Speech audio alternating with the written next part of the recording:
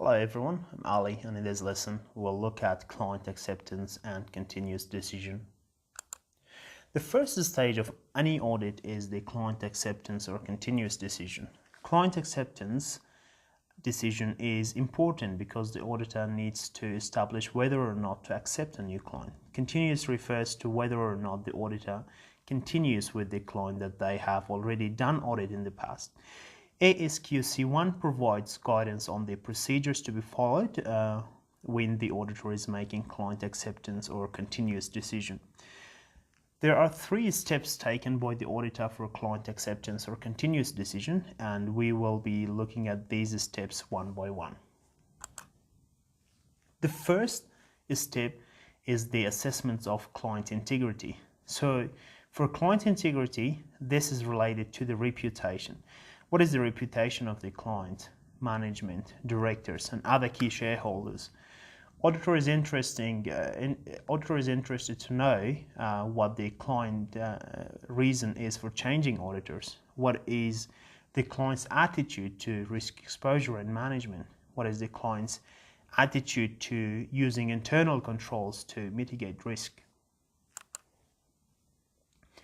The appropriateness of the client's interpretation of the accounting rules. In Australia, we have principles-based accounting standards. This means there is a level of interpretation of these standards. The auditor also needs to look at the client's willingness to allow them full access to information required to form an opinion. And finally, the client's attitude and willingness to pay fair amount for audit work that needs to be completed. Auditor can obtain information from communications with the prior auditor. They must obtain permission from the client first, of course. They also can obtain information from client personnel, third parties, and key competitors, as well as also can review any information that is publicly available, such as press articles. Auditor also needs to consider their ethical requirements. They need to consider if there are any fundamental threats arising from the appointment. So, for example, if I am the partner in charge of the audit and I have a business or personal relationship with any senior person at the client, it would not be appropriate for me to continue with the audit.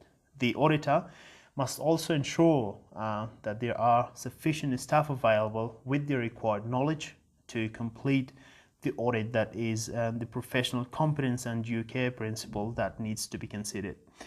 The audit also needs to consider the potential safeguards and remedies, and they may decline if they are not satisfied with any of these requirements. We now look at the engagement letter. The engagement letter is covered in the auditing standard ASA 210. If you refer to Appendix 1 of ASA 210, you will get a detailed example of an engagement letter.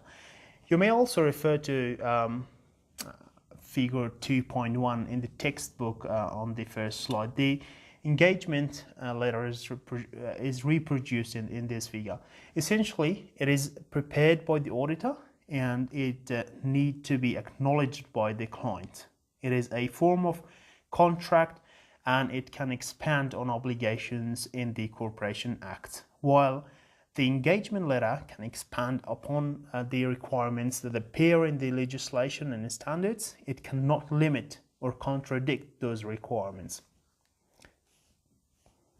It explains the scope of the audit, timing of various aspects of the audit, the auditor's responsibility, the overview of the client responsibility. It confirms the auditor's right of access to information and any independence considerations, as well as it covers the fee schedule. Overall, the purpose of an engagement letter is to set out the terms of the audit engagement to avoid any misunderstandings between the auditor and the client. It is not necessary to send a new engagement letter each year for a continuing client unless the term of the engagement change significantly. And in the next lesson, we will look at the auditor's legal liability. Thank you.